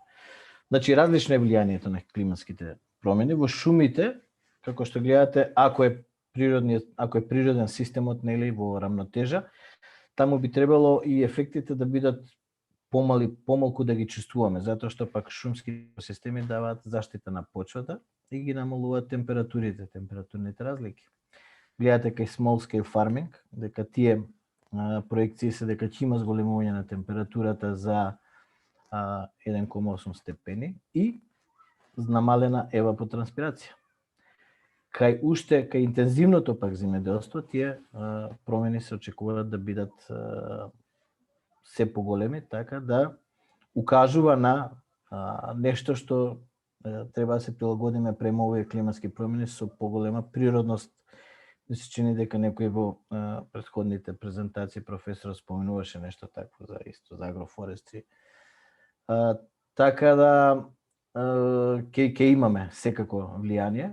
Во однос на дистрибуција на видовите е важно да се спомене дека климатските промени веќе ги чувствуваме. Например, кај нас на северната полутопка ќе имаме, да кажеме, движење на шумските билки и дрвја посеверно, или пак ќе одат на поголема надморска височина. Ние сме забележали, например, кај нас во Македонија, дека елата ни се населува на се повисоки надморски височини, ги освојува високопланинските пасишта во Македонија, например, и тоа е нешто што е евидентен факт од колегите од шумарство го забележуваат веќе во секојдневната пракса. Например, правени се студии на, како што гледате, за 170 шумски билки за два временски периоди, 905 до 85 и од 86 до 2005, и забележено е дека за една декада просечно оптималната надморска височина за разни видови дошла до скоро 30 метри поместување. Така да е интересен податок, значи замислите за 100 години 290 метри да ви отиде овој границата оптимална за одреден екосистем на одредени билки. И она што е најважно, најбрзите промени во релокацијата се кај оние видови кои што се со пократок век на живење и побрзи циклуси на репродукција, кај тревите, папрати и мововите, додека дрвјата и грмушките се со подолг век и покажуваат малку поголема отпорност кон овие промени. Во однос на нарушувањата, нормално е во повеќе сушни периоди, бидејќи ние спаѓаме во делот на земјите кои што се поблиску до Медитеранот, ќе имаме повеќе сушни периоди, што ни дава за внимание дека ќе имаме повеќе гориво за шумските пожари, значи повеќе сув и горлив материјал подолги лета. Должината на сушните периоди ќе ни влијае да имаме таа опасност во поголем период од годината.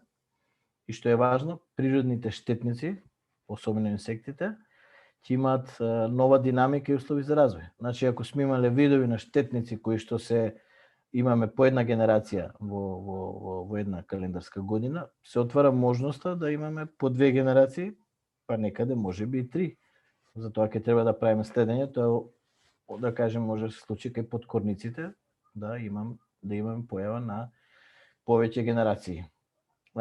Што е интересно, може да има појава на нови недомашни видови на штетници, ние уште сега имаме, да кажеме, такви примери. Во Хрватска имаат наезда на вошки по нивниот пославенскиот храст, што им резултира со сериозни проблеми во продуктивноста на дабовите шуми и регенерацијата, затоа што не дозволува до крај да се развие жирот на храстот и немаат веќе природно осеменување, а се покажа како отпорна на многу препарати кои што се употребуваат во шумарството. И е сериозен проблем во Хрватска, например, доселен од Азија видот, така да треба посебно да се обрне внимание на ова.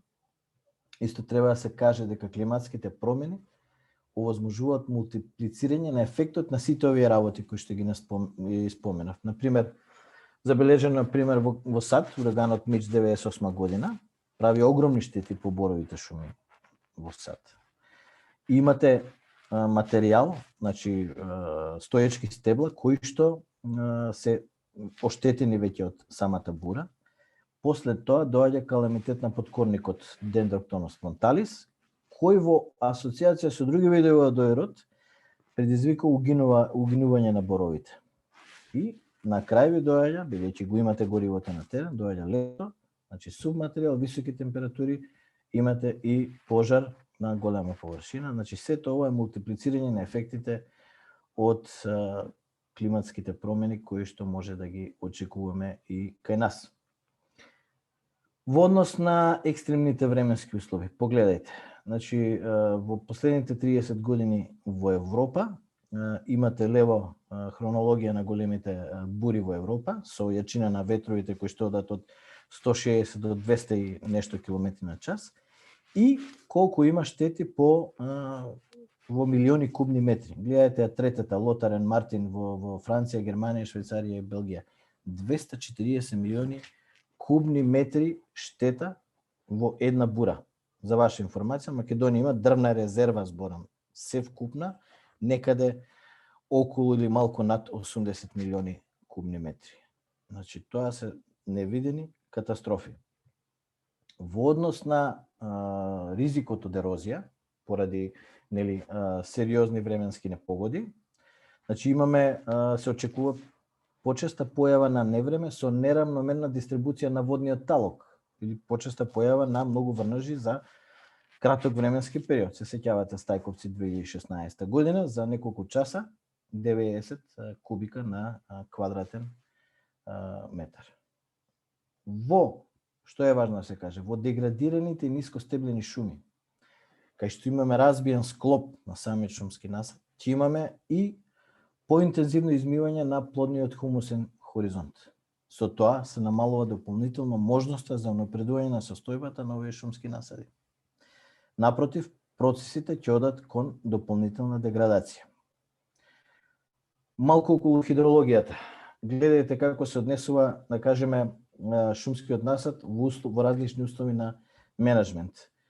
Интерцепција во крошната, значи процент на задржување на водниот талок во различни типови на насади. Во пребирна сеча, каде што имаме приближно, да кажам, природни услови на насадот, 8% од врнежите ќе се задржат во крошната. Во оплодната сеча 5%, во чистата сеча немаме задржување. Задржување на водниот талок во приземниот дел, значи во приземната флора и во листинецот. Во пребирната сеча имаме 10%, во оплодната 7%, во чистата сеча 4%. Гледайте што се случува со инфилтрацијата на почвата, во почвата од она што ќе падне. Во пребирна сеча 76%, во оплодна 63%, во чистата 53%. За да на крај од пребирната сеча имаме површинско истекување од 6%. Значи поспори се процесите, водата оди во подолните слоеви и немаме истекување на водата во шумските екосистеми, а знаеме дека се на терени кои што се со одреден наклон, додека кај оплодната и чистата гледате колку драстично се менуваат работите во истекувањето на водата. Во чистата сеча дури 43% од она што ќе ви падне како воден талок ќе истече. Тоа подразбира не само вода да истече, истекува и дел од површинскиот почвен слој. Во однос на шумските пожари, интересно е да се каже, значи шумските пожари ќе ги имаме не секоја година. Таму имаше прашање колку просечно ни гори површина од шума. Просеците варираат од временските услови, како која е должината на сушниот период, а да кажам неодговорното однесување на луѓето се останува исто. Значи гледате ги 2000 и 2007 година, катастрофални.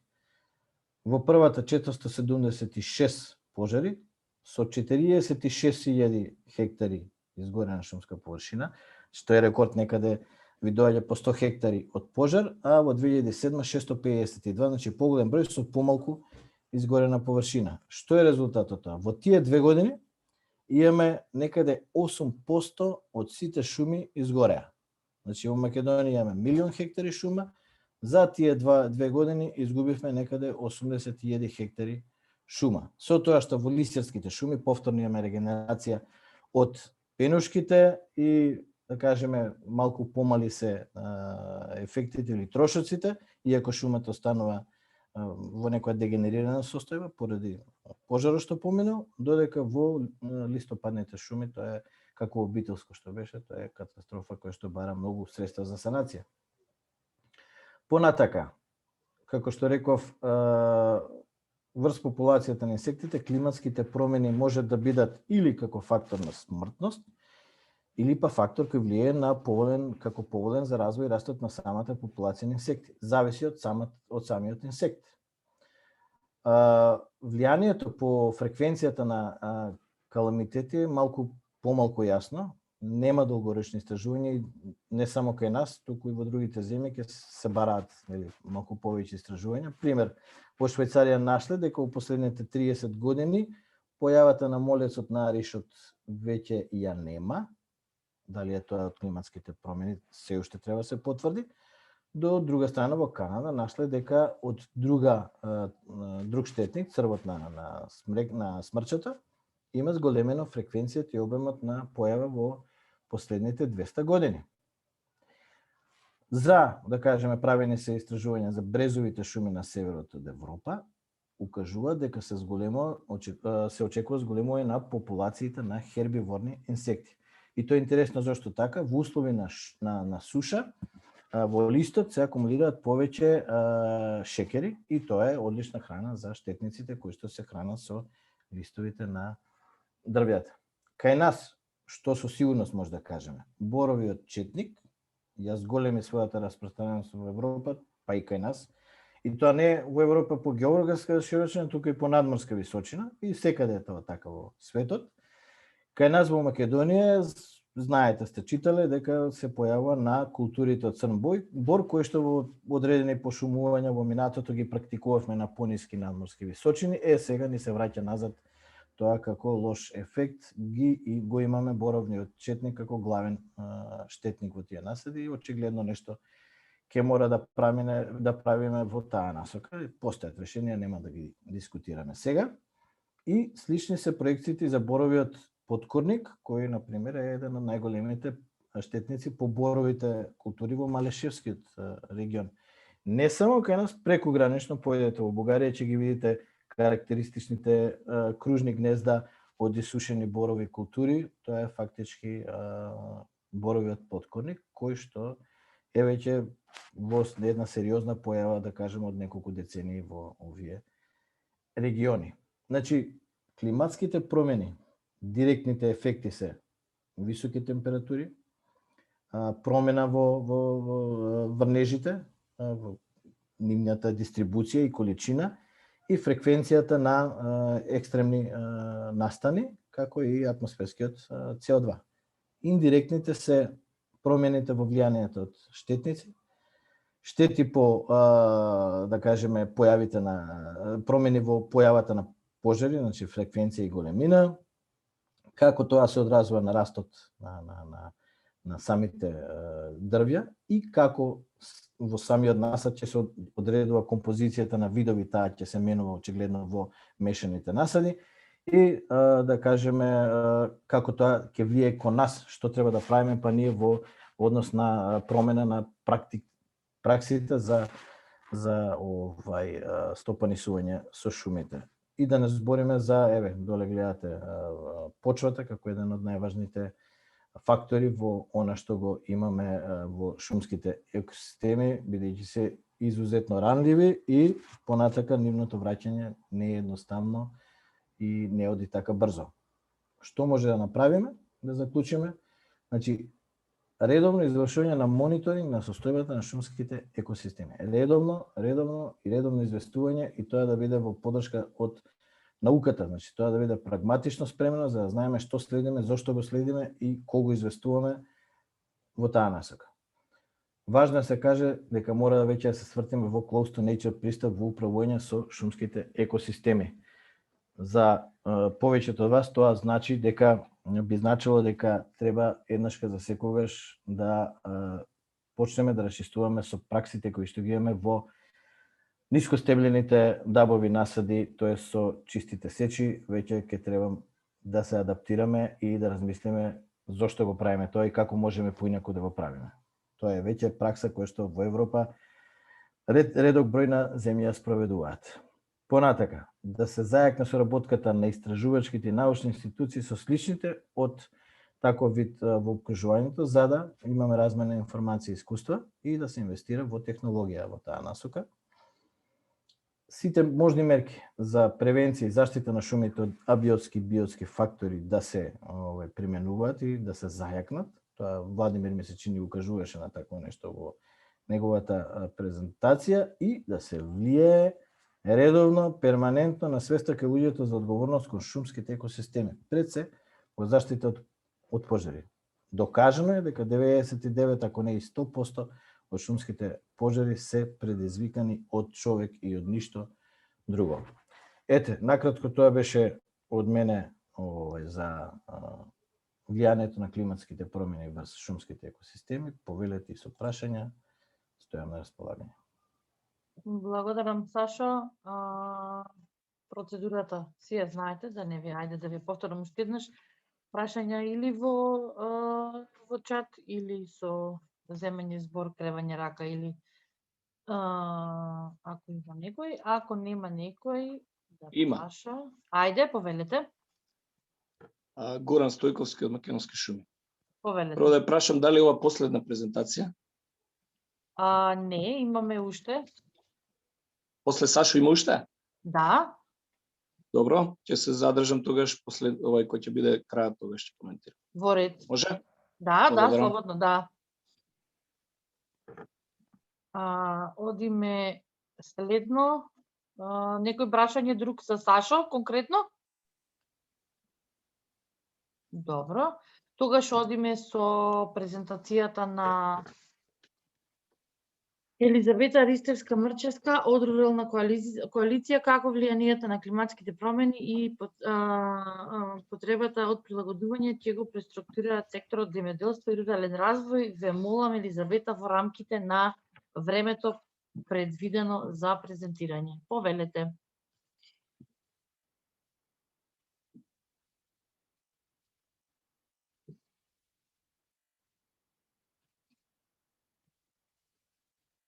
Елизабета.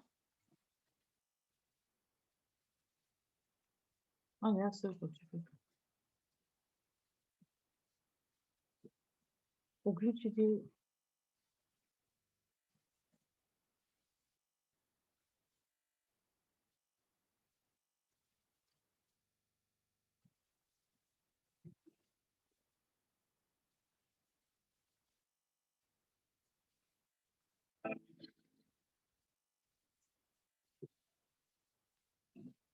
И уклучи лаптоп, интернет?